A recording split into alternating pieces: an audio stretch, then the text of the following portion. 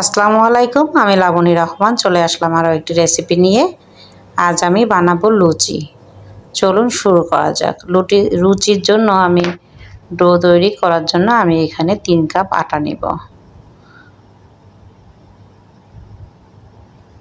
3 cup আটা, এখানে পরিমাণ মতো লবণ দিয়েছি আর দিয়েছি রান্নার তেল দিয়ে আমি ভালো করে ডোটা ভালো করে মাখিয়ে নিব।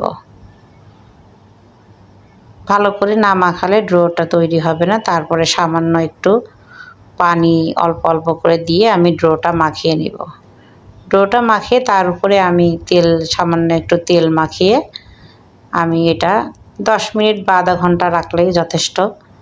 আমি আধা ঘন্টার জন্য রেখে দিব। না শক্ত না নরম, আমি এমনভাবে ডোটা তৈরি করেছি। তৈরি করে আমি ঢাকনা দিয়ে ঢেকে রাখবো আধা ঘন্টার জন্য। তারপরে আমি চলে আসলাম লুচি তৈরির জন্য। আমি এখানে তেল দিয়ে দিলাম পর্যাপ্ত পরিমাণ। তেল দিয়ে আমি ছোট ছোট লেচি কেটে নিয়েছি। আমি লুচিগুলো একটু বড় বড় সাইজ করব, খুব বেশি একটা ছোট করব না। আমি সামান্য অল্প অল্প করে আটা দিয়ে আমি লুচিগুলো বানিয়ে নিব।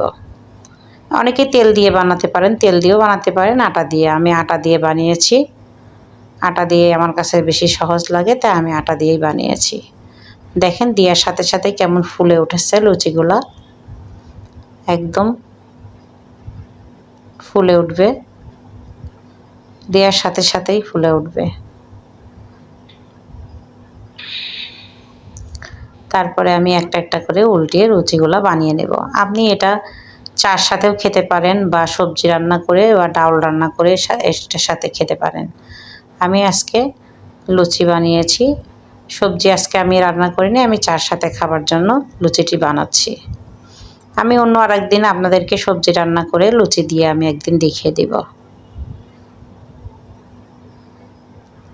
দেখেন হয়ে গেছে লুচি বানানো, কত সুন্দরভাবে ফুলেছে লুচিগুলা।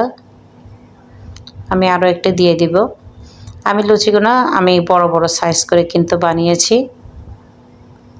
একটা একটা করে দিয়ে আমি তুলে নিব। বিকালে আপনারা নাস্তার জন্য বানাতে পারেন বা সকালে নাস্তার জন্য বাচ্চাদের টিফিনে দেওয়ার জন্য আপনারা এভাবে বানিয়ে খেতে পারেন। খেতেও অনেক সুস্বাদু, বাচ্চারাও অনেক পছন্দ করে লুচি খেতে। গরম গরম লুচি চার সাথে বা সবজির সাথে পরিবেশন করুন বিকালের নাস্তা হিসাবে, তাহলে বাচ্চারা অনেক খুশি হয়ে যাবে। আমার ভিডিওটা যদি আপনাদের ভালো লেগে থাকে তাহলে like, comment, share and subscribe করে দিবেন। ভালো থাকুন, সুস্থ থাকুন। আল্লাহ হাফেজ। Thanks for watching.